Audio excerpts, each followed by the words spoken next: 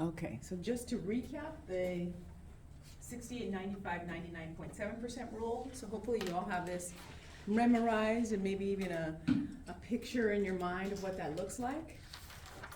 And what that means is that 68% of your data in a normal distribution, 68% of your data, or just over 2/3, are going to fall within plus or minus 1 standard deviation of the mean. 95% of your data will fall within plus or minus 2 standard deviations.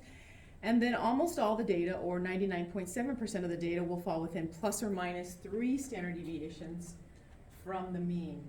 So keeping that visual in mind, and then the rule, what we're going to talk about is the standard score. The standard score is also known as the z-score. So when you see it in the homework assignment, when you see it on a quiz or a test, those words may be used interchangeably. So keep in mind standard score, also known as z-score. So the z-score or the standard score is equal to the data value that you have in mind that you're looking at minus the average divided by the standard deviation.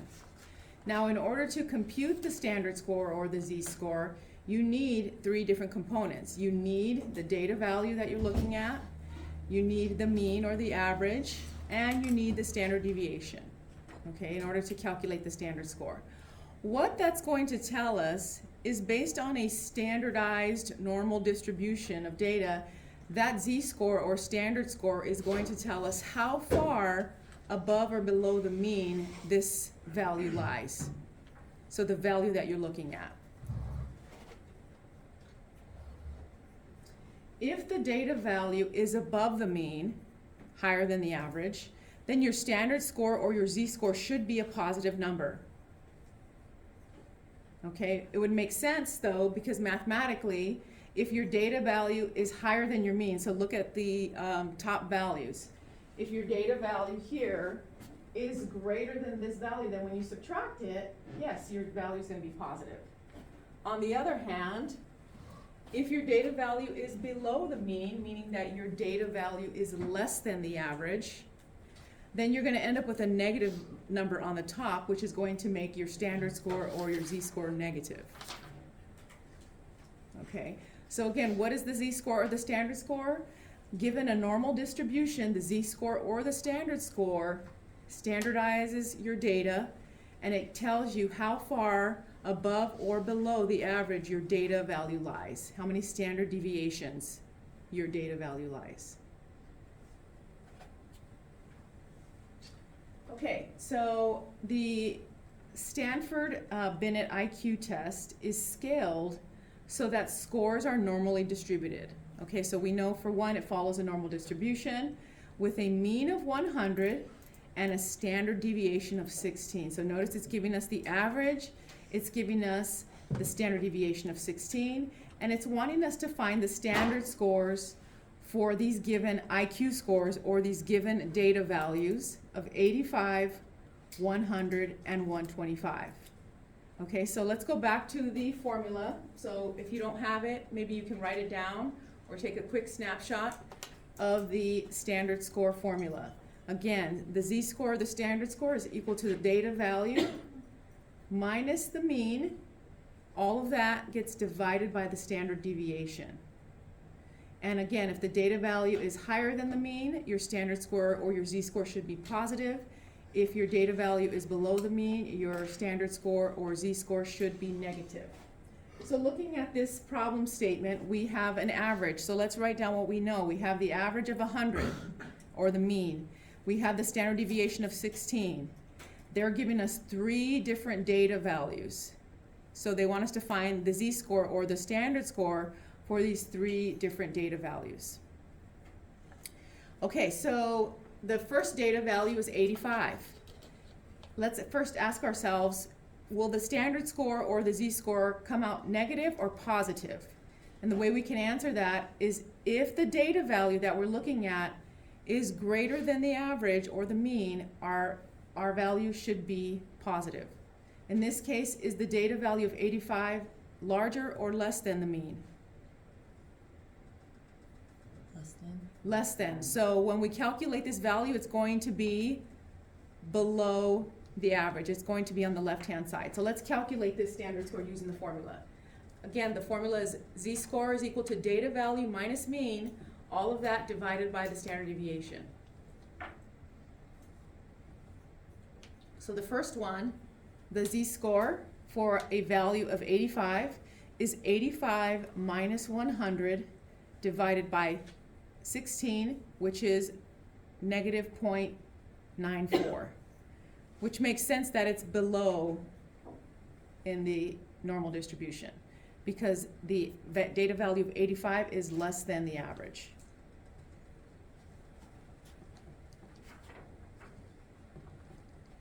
Okay, the next one, 100. Well, 100 just happens to be right at the average. So it's 0. So 100 minus 100 is 0 divided by 16, which is still 0. So that data value tends to be just directly right on the average. And we're going to draw these so that you can see where they would lie. Okay, so these are all the standard deviations. So the first one of 85 tells me that that z-score of negative 0.94 means that that data value of 85 lies about almost 1 standard deviation below the mean, close to 1 standard deviation. The data value for 100 lies right on the average, right in the middle. Now the next one is going to be a value that's higher. So 125 is a score that's higher than the average, so my z-score is going to be positive. So I have 125 minus 100 divided by 16 gives me 1.56. So what that tells me is that a score of 125 is about 1.5 standard deviations above the average. Okay, so let's take a look at these scores. So what we're going to do is draw the problem statement. That way you can see those scores.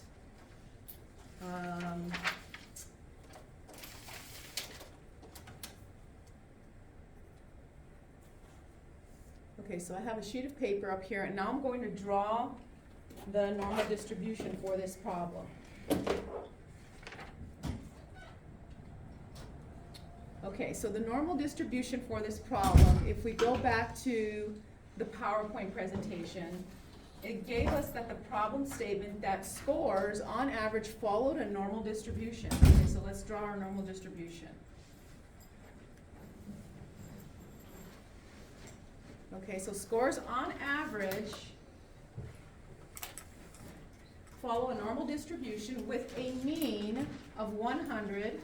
So the mean is right directly in the middle, right? And 1 standard deviation of 16. So a standard deviation of 16. So that means this next one right here is 116. Right? Add another value, because 2 standard deviations is going to be 132, right? And 3 standard deviations, if I add another 16, what is that, 148? Yeah. Okay, so there's my 3 standard deviations. So I have my average, my X bar, I have 1 standard deviation, 2 standard deviations, 3 standard deviations. Okay, and those are the values associated with them. Now if we look on the other side, 100 minus 16 is going to be 84. Mm-hmm. And then minus another 16.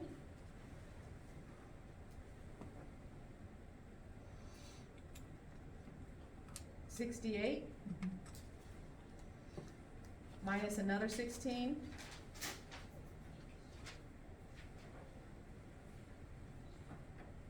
$52. Okay, so we can see all these values given that problem statement. Here's the average. Here's a score that's 1 standard deviation above the mean. Here's a score that's 2 standard deviations above the mean. Here's a score that's 3 standard deviation above the mean. Here's a score that's minus 1 standard deviation, minus 2, minus 3. Okay, So again, if we were to look at this data and say, okay, well, using the 68, 95, 99.7% rule, I know that 68% of my data is gonna lie within here, right?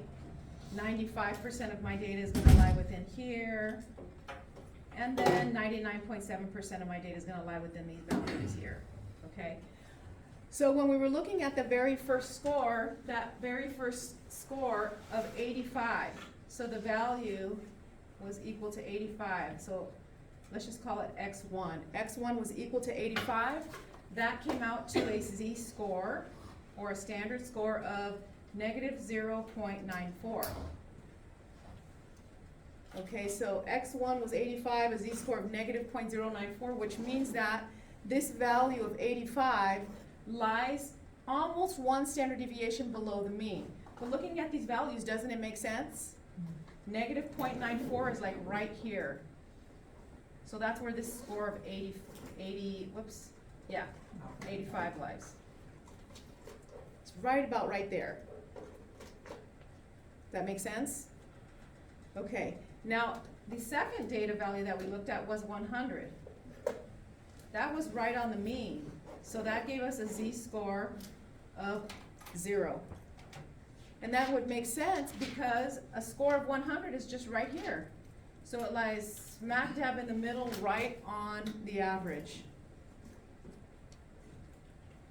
Okay, and now our third beta value that we looked at was equal to 125.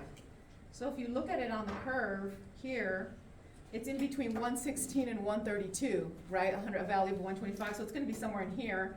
When we calculated the z-score, that z-score was equal to 1.56, so a little over 1.5 standard deviations. Well, here's 1 standard deviation, here's 2, it's right in the middle, just slightly over a half, so it's approximately right here. So you can see where all those little data values would lie. And we've calculated their standard deviations, or their standard scores, their z-scores, which are an indication of how far above or below the average their standard deviations lie above the mean. And we've plotted them, so you can see where they lie. So it's always helpful to draw a graph in these cases, so that way you can see, where they might go. Okay, any questions on the z-score, the standard score?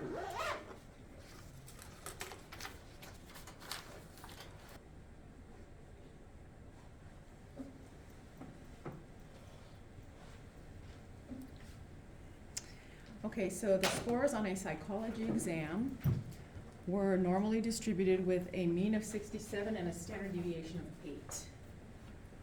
Okay, so let's draw that one. You don't have it already. Okay, normally distributed with a normal distribution. Okay, so draw the normal distribution.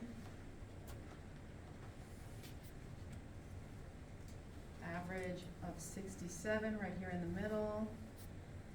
1 standard deviation is equal to 8, so that would mean that 1 standard deviation right here would be 67 plus 8, which is 75, right? Mm-hmm. 2 standard deviations is another 8. Is that 83? Yep. And another 8, 91. Okay, so we have 1, 2, and 3 standard deviations. Here's 1 standard deviation, here's 2, here's 3, here's my average, and let's do the left-hand side. Minus 1 standard deviation is going to be 59. Well, minus 1 standard deviation, another standard deviation would be 51, which is going to be 2 standard deviations below the mean. And finally, 3 standard deviations below the mean would be 51 minus 8.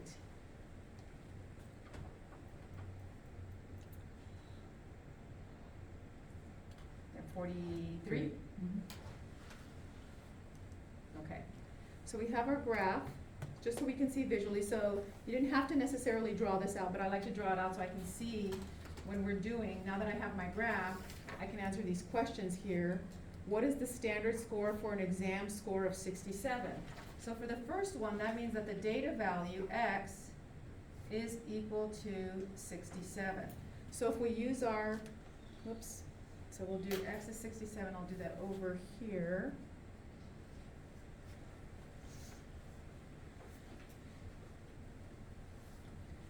Okay, so 67, that's going to give me a z-score. So again, the z-score is equal to data value minus mean. What's the average? What was the average in this example? 67. Yeah, so data value minus mean divided by the standard deviation. Standard deviation was equal to 8, right? Mm-hmm. So for this data value, my z-score is going to be equal to 0. So that standard score or z-score of 0 is right here. So if we were to draw it, it's going to be right here in the middle.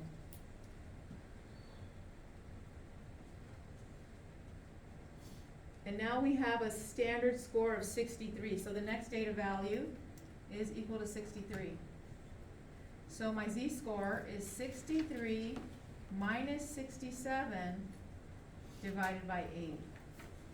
So that should be, so negative 4/8, negative 1/2, negative 0.5. Yes. Okay, so negative 0.5. So what that means is that's negative 0.5 standard deviations below the mean. So if here's 1 standard deviation, negative 0.5 is right here. So that's the second one. And then the third one was a standard score with a value of 55. So if I score 55 on the exam, it's going to be 55 minus 67 over 8. What does that give us? It's negative 3, what is it, 13/8 or 12/8? What is it? Negative 1.5. negative 1.5, okay. Negative 1.5, so that's negative 1.5 values below the average. So that means that here's 1, negative 1.5 is right here. And if you think about it in terms of the scores, okay, 55, yeah, that lies right between here. 63, yeah, that looks about right. And then 67 is right there in the middle. So it would make sense that those values visually lie where they're at on those standard deviations. Okay, any questions on how to find the standard score? You will have some of those problems on the chapter 5 and 6 exam that we're going to be looking at next Monday in class.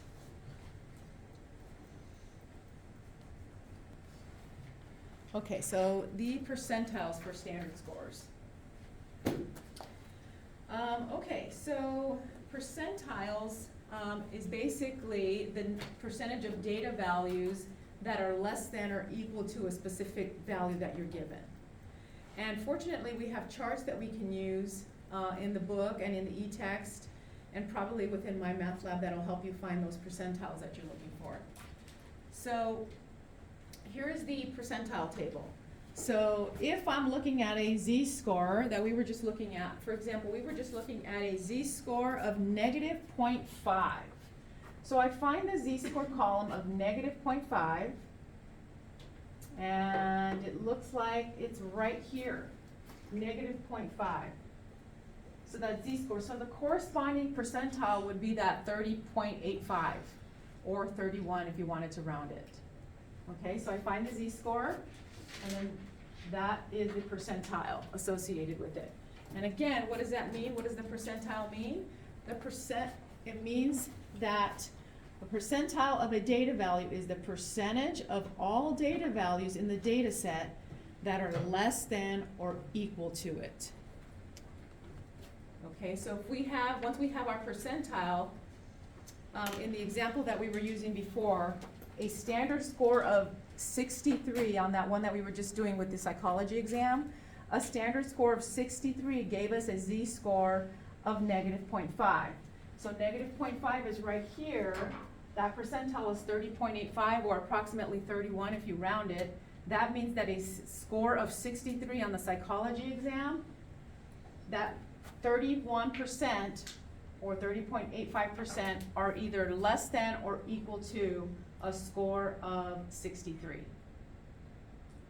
Okay, and then when we were looking at the last one, so we were looking at a score of x equals 55 just recently on that psychology exam. A score of x equals 55 gave us a z-score of negative 1.5. So let's find negative 1.5 in the percentiles. Negative 1.5 is approximately right here.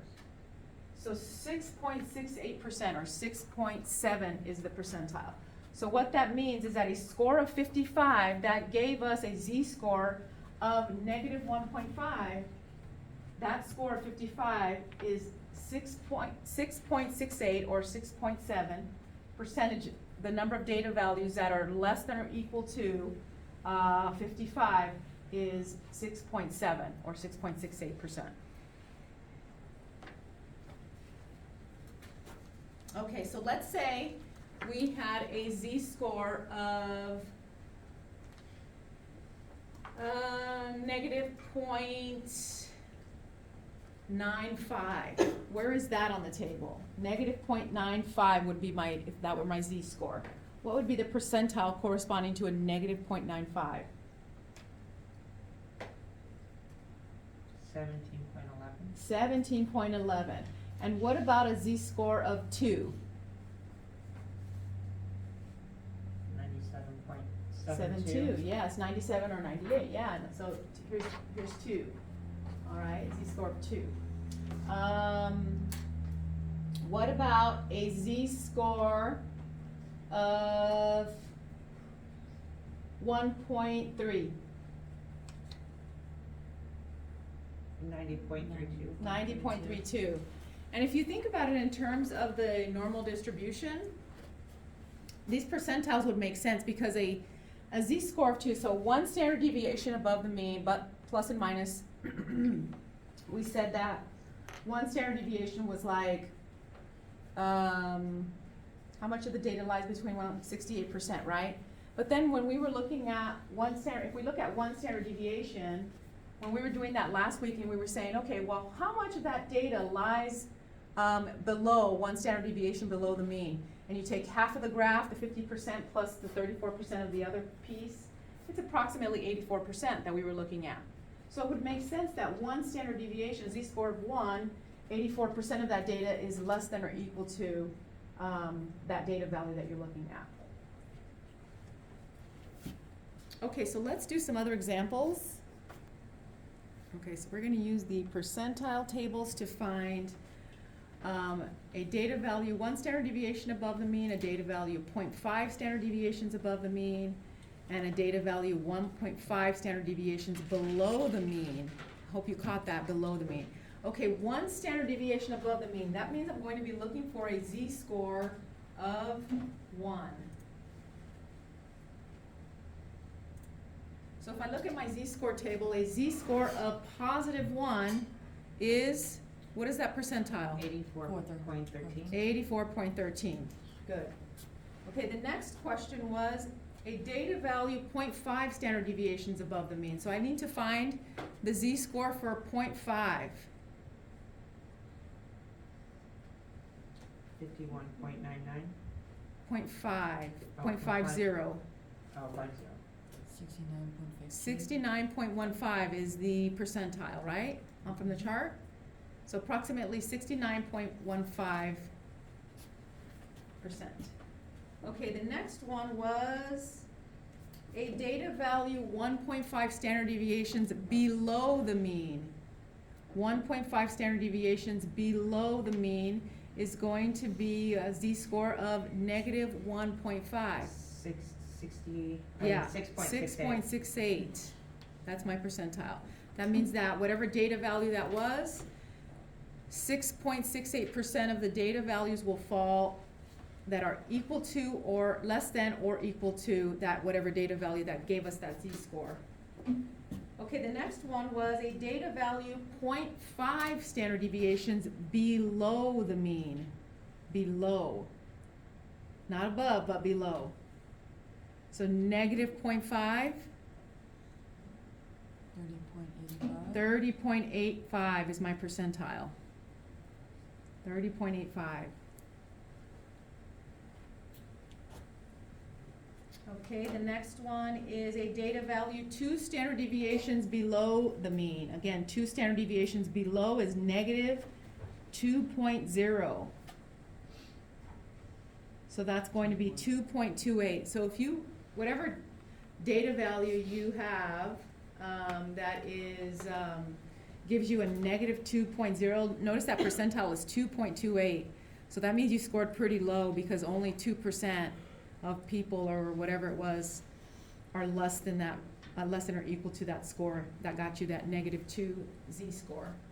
Okay, and then the last one is 1.2 standard deviations above the mean, which means it's positive. So if you're 1.2 standard deviations above the mean, what is your percentile? 88.49. 88.49.